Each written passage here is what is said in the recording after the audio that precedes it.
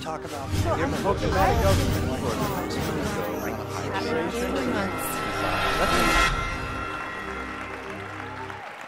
The term darknet was coined in the 70s, and it was meant as a way to describe networks isolated from ARPANET. ARPANET eventually became the commercial internet run by the private telecoms we all use today. ARPA was created by the US Department of Defense, and it was created to share data about their projects and research laboratories with the universities. And for those of you familiar with networking, it was the first packet switching network, which is the foundation to modern networking. Now, we're not talking about the World Wide Web here. That didn't show up until 1990, when Tim Berners-Lee set up the first web server at CERN. The internet is a massive piece of hardware. It enables communication instantly on a global scale.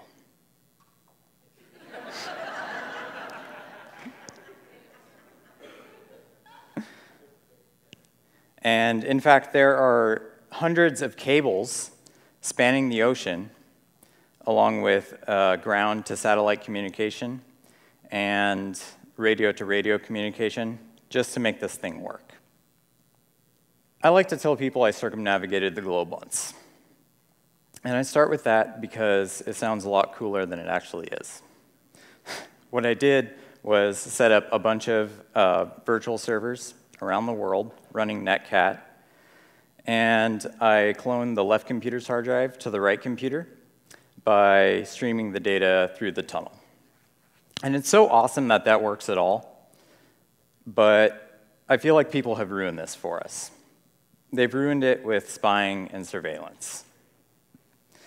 And there's a constant need to watch everything we do. So a lot of us are scared to read a certain page on the internet, or maybe download a publication that's a little too leftist or rightist in content. And my hope is darknets help solve this problem. So I'm going to explore and share a couple with you here today. When it comes to darknets, there are a couple different types. Historically, they were meant to be private file sharing networks, but these days they're dynamic pages rich with media content and pictures and videos, so they're already familiar to us. With darknets, some are peer-to-peer, some are centralized, but most are going for a decentralized model. And we're looking for specific types of philosophy when we consider whether or not our network is a darknet. We're looking for takedown resistance, that is, the government or anyone else for that matter can't just come in, unplug the thing, and watch it disappear. We're looking for anonymity, so nobody knows who's reading, uploading, or creating content. And content richness, because if there's nothing to see or read, or it all sucks, then really what's the point of even having a darknet? Turns out they're pretty useful, and they've been used for political safe haven, journalism, piracy, dark or black markets, but most importantly, at least to me, privacy. You've all heard of the Silk Road, I'm sure. Well, the Silk Road was running on a network known as Tor. Tor is a node-based decentralized anonymity network. It was initially researched by the US Naval Research Laboratory and has been since handed over to a 501c3 known as the Tor Project. Around 80% of their budget still comes from the US government, and the rest of it from private donors and even other governments. Tor made its way into the public's hands because that's the only way it could work. It would be completely pointless if every request the Navy wanted to make anonymously came from a Navy-controlled network. So I like to think that they created a Kansas City shuffle, where they just dropped this thing into the public's hands, and everybody went buck wild with it. So while everybody's looking left at headlines about the Silk Road and drugs and guns and all the bad stuff, the Navy's going right and blowing shit up. Tor works by having relay and exit nodes. A node is just a computer running Tor software, And a relay node takes a request, peels off a layer of encryption, and hands it off to the next node in the route, still encrypted.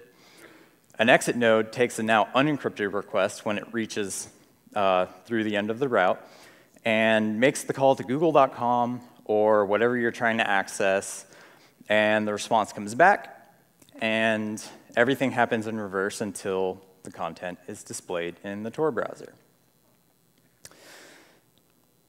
Tor is cool because it lets you browse the normal internet along with these things called hidden services.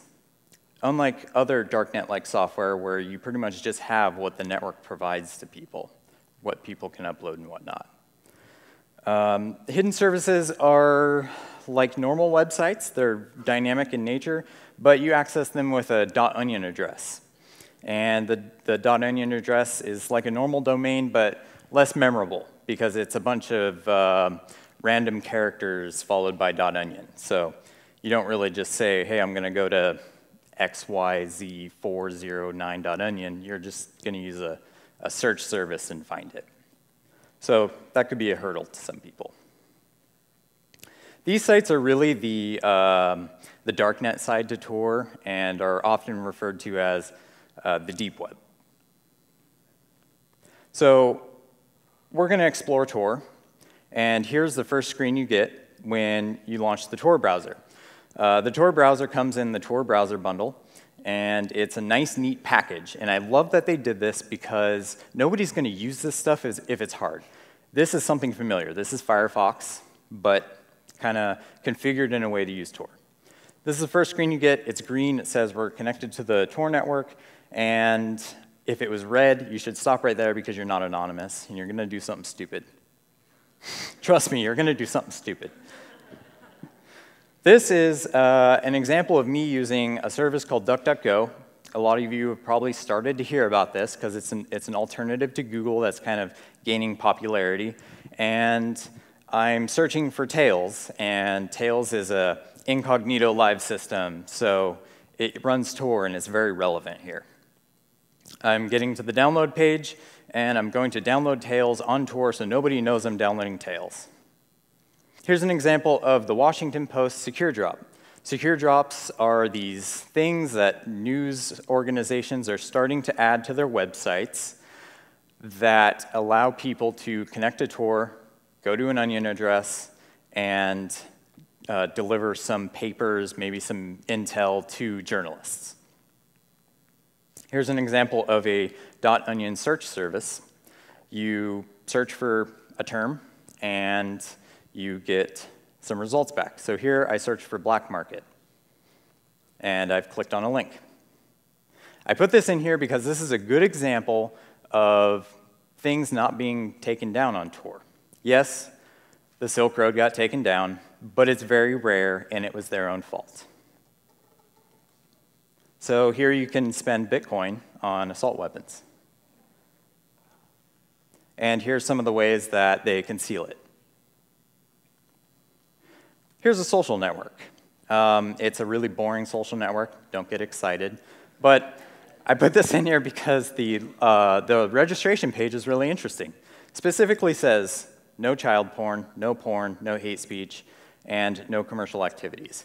And this is a great example of the community that you get on Tor. They want privacy, and there's a lot of trying to keep the thing clean and safe for people to use. Here's an example of me logging in. There's a stream. And I put this in here because this is the first question I get whenever I talk about the deep web to somebody. And they say, can I buy a hitman? And I'm like, I'm showing you this thing that makes you anonymous on the internet, and you ask me about a hitman. That's the first thing you ask me. Here's Aphex Twins announcing their new album on a hidden service. Here's an example of something you should not be doing on Tor, and that's Facebook, and it's because their terms of service are very anti-pseudonym, so it's just inherently a bad idea. Same with LinkedIn. Anti-pseudonym, you are who you legally are, therefore you should not be using an anonymization service. And here's something that's maybe okay, and that's Twitter. I see a lot of people using Twitter anonymously. I haven't read the terms of service, so I'm not sure if that's okay or not. Tor is great. My experience with Tor has been very pleasant. The network is actually pretty fast, contrary to popular belief. And a lot of people use it. Edward Snowden used it to upload documents to journalists about the NSA files.